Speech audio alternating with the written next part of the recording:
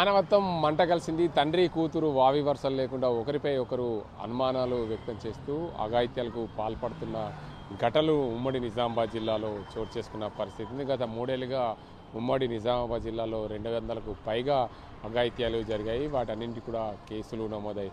ఒక చోట తండ్రి కూతురుపై అఘాయిత్యం చేశాడని చెప్పి కన్న కూతురే తండ్రిని హతమార్చిన ఘటన నిజామాబాద్ జిల్లాలో చోటు చేసుకున్న పరిస్థితి నెలకొంది.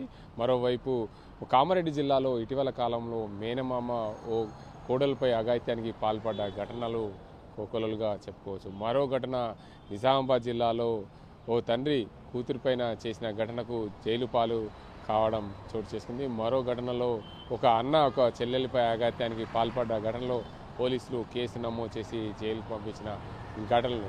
సంబంధాలు ఏదైనా, ఘటనలు ఏవైనా అఘాయిత్యాలకు పాల్పడుతూ అనేక మంది హత్యలకు గురవుతున్న పరిస్థితి నెలకొంది. ఉమ్మడి నిజామాబాద్ జిల్లాలో 200కు పైగా ఈ అఘాయిత్యాలు జరగడం, పూర్తిగా అన్నీ కూడా వావి వరుసలు లేకుండా జరుగుతున్న ఘటనలే అని చెప్పి పోలీసులు చెప్తున్న పరిస్థితి. ఈ రోజుల్లో మానవ సంబంధాలన్నీ కూడా మనీ సంబంధాలు కావడం, దీనికి అంతర్గతంగా హత్యలు పెరిగిపోతున్న పరిస్థితి నెలకొంది. నిజామాబాద్ జిల్లాలో 200కు పైగా అఘాయిత్యాలు జరిగాయి. వాటన్నింటి కూడా కుటుంబంలో కలిసి కూర్చొని మాట్లాడుకోవాల్సిన పరిస్థితుల్లో, కానీ కేవలం కుటుంబస్తుల్లో ఏదైతే పెత్తనంకు పోయి నేనెంత అంటే నేనెంత అనుకునే పరిస్థితికి దిగజారడం, దీనికి అంతటికి కూడా ఈ అఘాయిత్యాలకు ప్రధాన కారణం అని తెలుసుకుంది.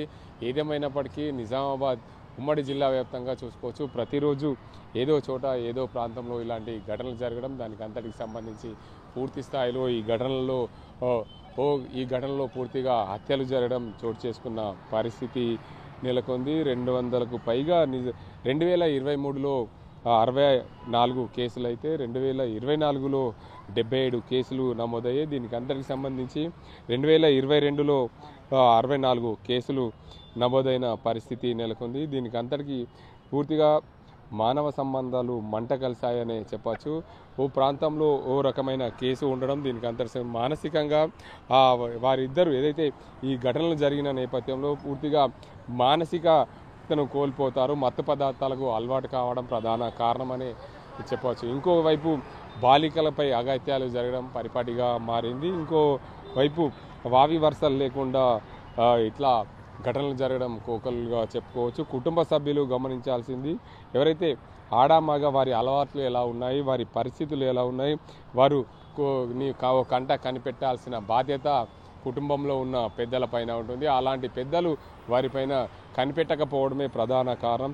ఫోన్లు, టీవీలు, సామాజిక మాధ్యమాల ద్వారా వస్తున్న అసభ్యకర సన్నివేశాలు చూడడం దీనికి అంతటి కూడా ప్రధాన కారణం అనేది చెప్పవచ్చు. మరోవైపు ఏదైతే క్రీడలు, యోగా లాంటి ఏదైతే ప్రతినిత్యము మత్తు పదార్థాలకు అలవాటు కావడం, దానికి అంతటికి సంబంధించి ఈ క్రీడలు, నృత్యాల వైపు వెళ్లాల్సిన వారు వెళ్ళకపోవడం, దీనికి అంతటిగా మానసిక ఉల్లాసం వైపు లేకపోవడం ప్రధాన కారణం అనే చెప్పచ్చు. మొత్తంగా ఉమ్మడి నిజామాబాద్ జిల్లాలో జరిగిన ఘటనలు చూసుకుంటే వారు మానసిక లోపం జరిగింది, వారి మానసికంగా కుళ్ళిపోవడమే ప్రధాన కారణం. దీనికి అంతటికి సంబంధించి ఈ హత్యలకు, అఘాయిత్యాలకు పాల్పడుతున్న ఘటనలు అనేకం ఉన్నాయి. దీనిపై గమనించాలి. ఖచ్చితంగా మానవ సంబంధాలన్నీ కూడా మనీ సంబంధాలుగా మారకముందే కుటుంబంలో ఉన్న పెద్దలందరూ కూడా కూర్చొని ఈ సమస్యలు బయటికి రాకుండా చూడాల్సిన బాధ్యత కుటుంబంలో ఉన్న పెద్దది.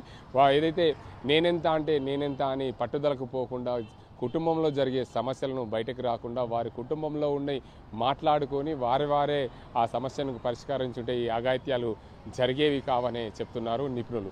ఇది ఇక్కడ పరిస్థితి. కెమెరా రాజంతో గంగారెడ్డి, RTV నిజామాబాద్. ఇండియా పాకిస్తాన్ తాజా అప్డేట్స్ కోసం డౌన్లోడ్ చేసుకోండి RTV లైవ్ యాప్.